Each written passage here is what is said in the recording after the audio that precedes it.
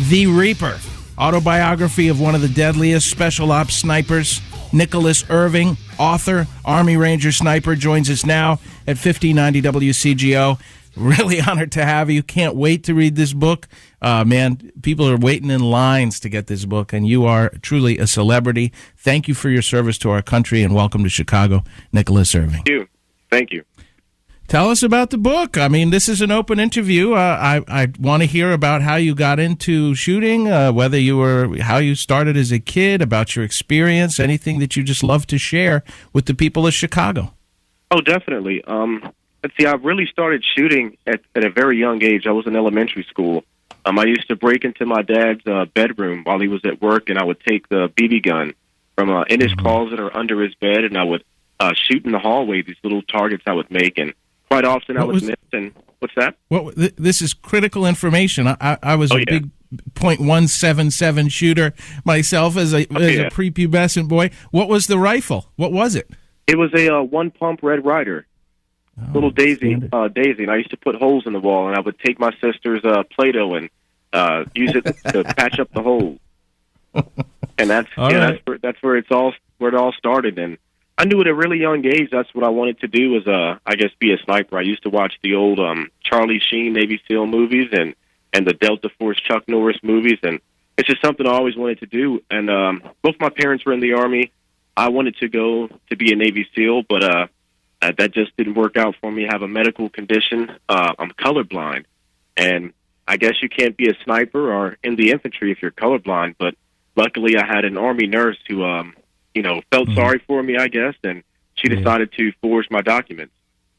You bring up history a little bit. I was a fan of those silly movies, too. What was Missing in Action and stuff like that. And at that time, we were always out in the woods shooting at each other. We had what was the air gun?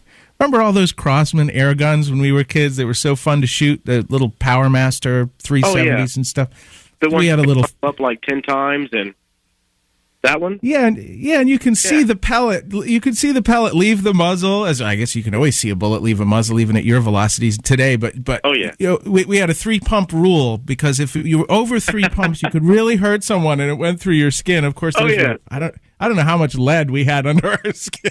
I used to do the same thing. That was middle school. I transitioned to over the Pump Master and Golden Rule. We used the 1 to 2 pump, and I so bad wanted to try the 10 pump, but I don't think.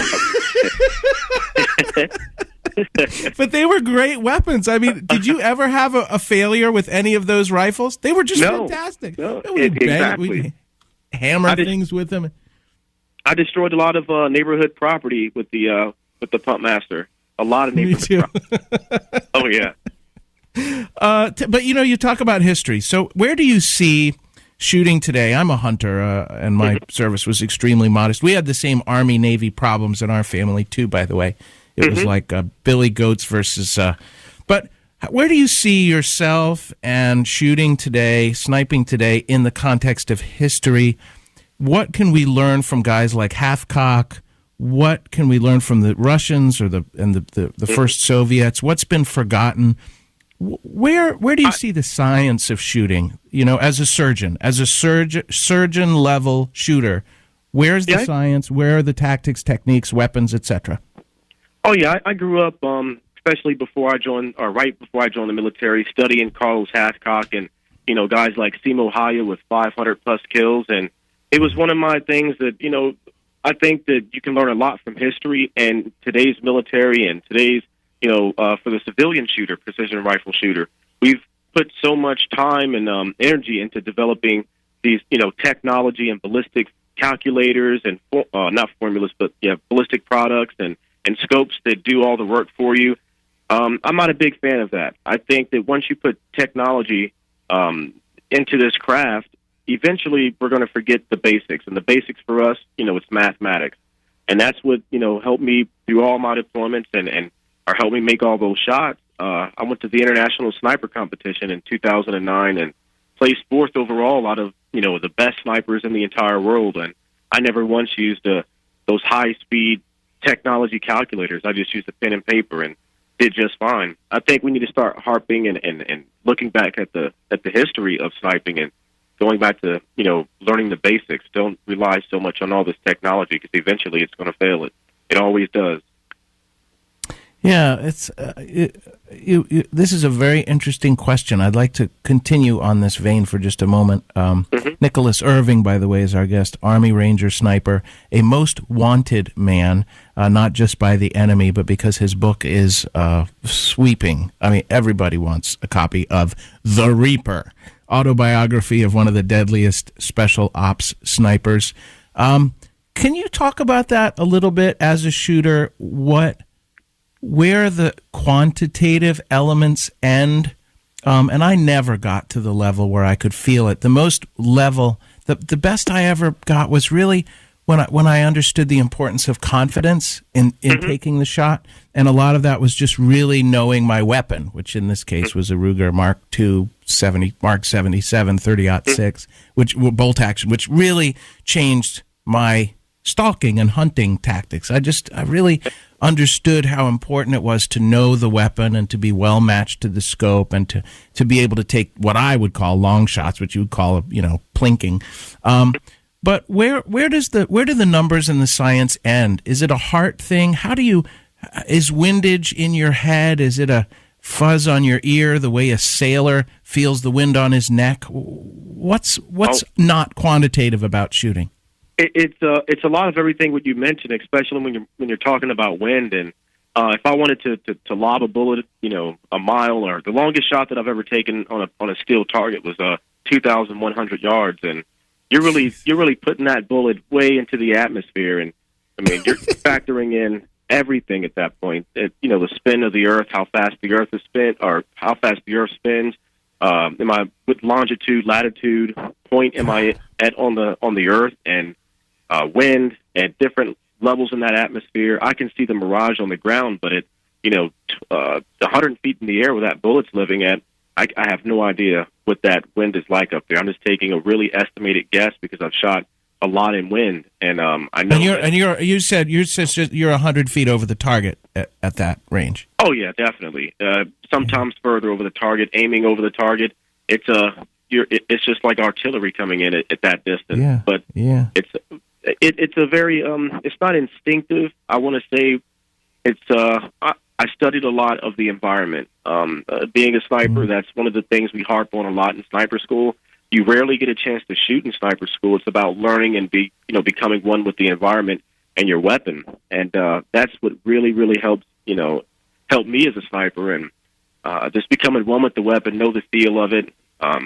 You start doing the mathematics on humidity and barometric pressure and temperature, the heat of the powder inside the cartridge.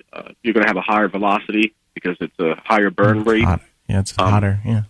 Yeah, it's a lot of science that goes into shooting, but I think going way back to the basics is just becoming familiar with the rifle. I mean, you want the rifle to feel like an extension of your body.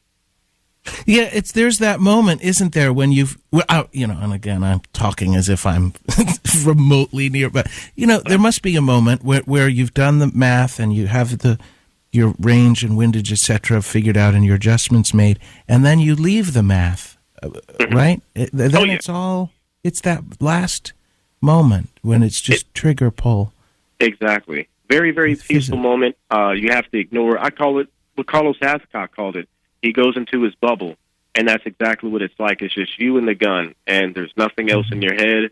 I see the target, but it's just a target at that point, or a human. I don't really look too much beyond that. It's just becoming one with the rifle.